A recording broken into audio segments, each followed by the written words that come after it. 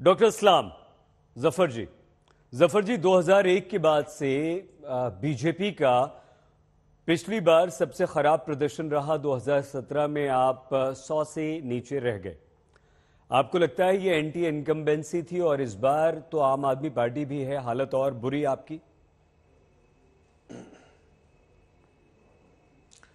नहीं, बिल्कुल जो आप सोच रहे हैं वो नहीं है। उस वक्त भी एंटी इनकम्बेंसी नहीं थी।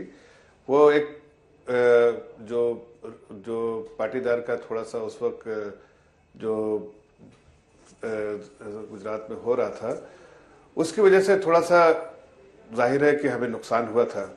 लेकिन आज खुद आप देख लीजिए कि जैसा माहौल है और सभी लोग भाजपा के हित में बात कर रहे हैं।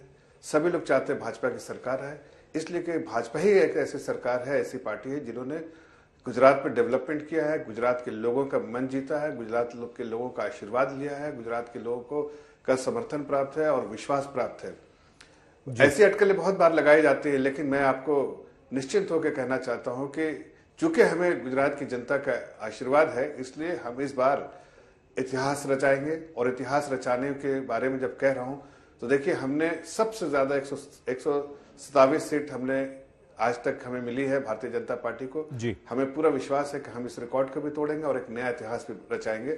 इसलिए चाहे वो कांग्रेस पार्टी हो, चाहे वो आप हो, आपका तो कहीं नामो निशान दिखता नहीं। शायद कभी कभार वो लोग आते हैं, लेकिन आप कहीं भी देख लीजिए पूरे गुजरात में कभी कभार वो दिखते हैं, न कोई पोस्टर है, न कोई कार्यकर्ता काम पे लगा है। और जो कांग्रेस पार्टी का तो मनोबल ही टूट गया, इसलिए कि वो उस पार्टी में उनके मुखिया ही भाग गए हैं, तो जाहिर है लोगों का जो है मनोबल टूट गया है। इसलिए कि कांग्रेस पार्टी के जो आप सबसे बड़े लीडर जो है सोनिया गांधी के बाद वो राहुल गांधी है। राहुल गांधी आप देख रहे हैं कि इलेक्शन जहां पर होता है वहां पर जो है लीडर जो है लीड्स फ्रॉम द फ्रंट, वो खुद अपनी उपस्थिति से लोगों को मोटिवेट करता है। यहाँ तो लीडर ही भाग गया है और लीडर जो है हिमाचल में भी नहीं आया, यहाँ भी नहीं है, और आता है तो सिर्फ एकाध देर छूने के लिए लोगों को बहुत इसरार करने पर आता है। इससे समझ में आता है कि हार का सेहरा जो बार बार उनके नजर किया जाता है, इसलिए इस बार वो चाहते हैं कि हार का सेहरा ठेकरा जो है नहीं फोड़ा जाए उनके सर पे, लेकिन सेहरा तो उनको मिलेगा ही। इसलिए अगर कोई इलेक्शन छोड़ के भागता तो किसको जिम्मेदार बनाया जाएगा?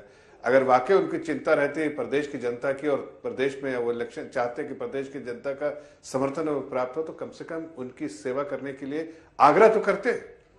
लेकिन भारतीय जनता पार्टी के एक कार्यकर्ता को देखिए जिसने तन मन धन से लोगों की सेवा की है और उसी का जज्बा रखते हैं। हम सरकार में रहते हैं तो सरकार होती है, लेकिन मकसद जो है वो इंपॉर्टेंट है, इंटेंशन जो है वो इंपॉर्टेंट है।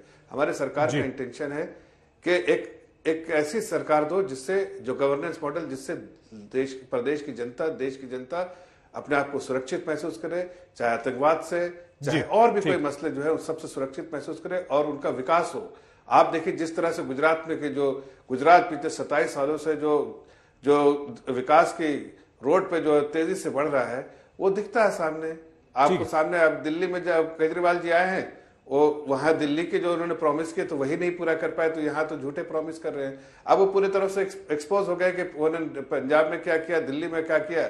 आज यहाँ पर लोग समझ चुके हैं, गुजरात की जनता जानती है कि अगर किसी पे भरोसा करना है तो भारतीय जनता पार्टी पे, और इसलिए बराबर आशीर्वाद जो है गुजरात की जनता का भारतीय जनता पार्टी में रहा है। ठीक है डॉक्टर जफर।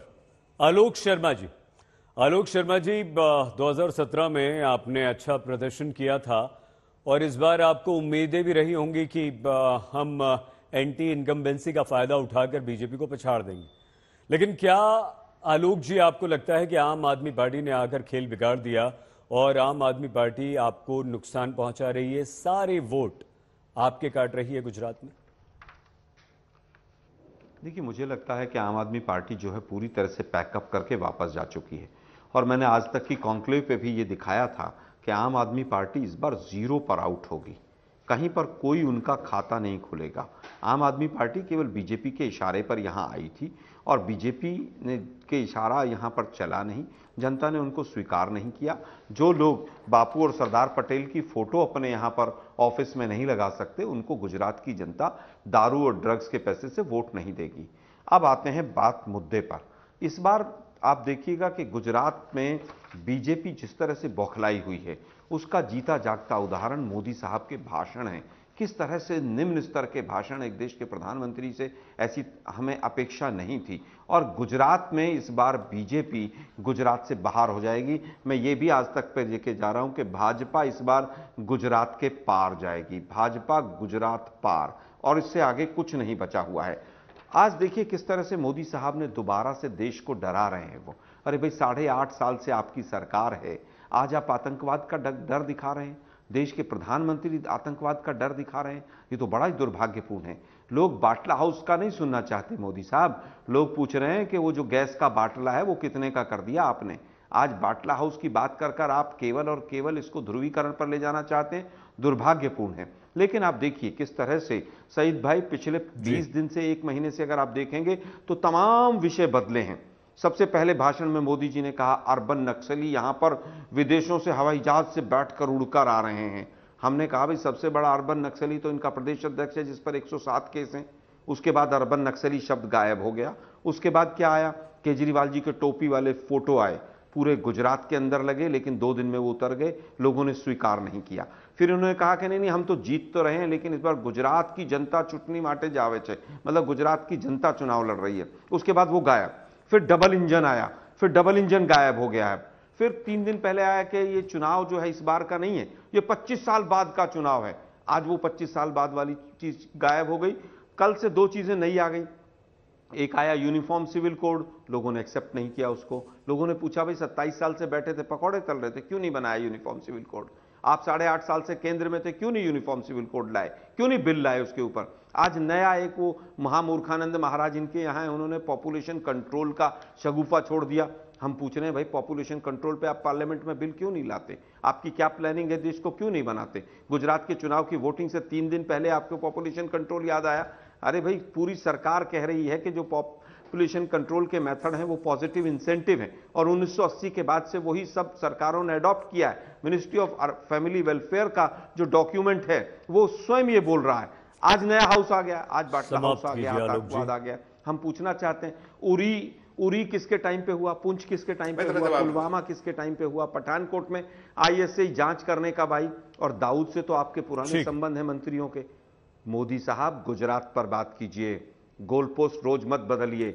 आप हार रहे हैं बुरी तरह से, पाटीदार भी आपके साथ नहीं है, इसलिए नाइट से सूरत में करना पड़ रहा है। 2 दिन पहले नड्डा, अंतिम बात मैं कहना चाहूंगा, सूरत के लोग इतने नाराज हैं, जीएसटी के तमाम केसेस पड़े हुए हैं। एक व्यक्ति भी अगर इनको काली पर्ची दिखा देता है तो 4 सूरत के बच्चों पर पासा लगाकर उनको जेल में डाल दिया। सूरत में एक दिन जेपी नड्डा जी गए, एक दिन अमित शाह जी गए, वहां के लोग इनसे नहीं संभल रहे हैं। इसलिए मोदी जी ने कहा चलो मैं भी प्रयास कर लेता हूं।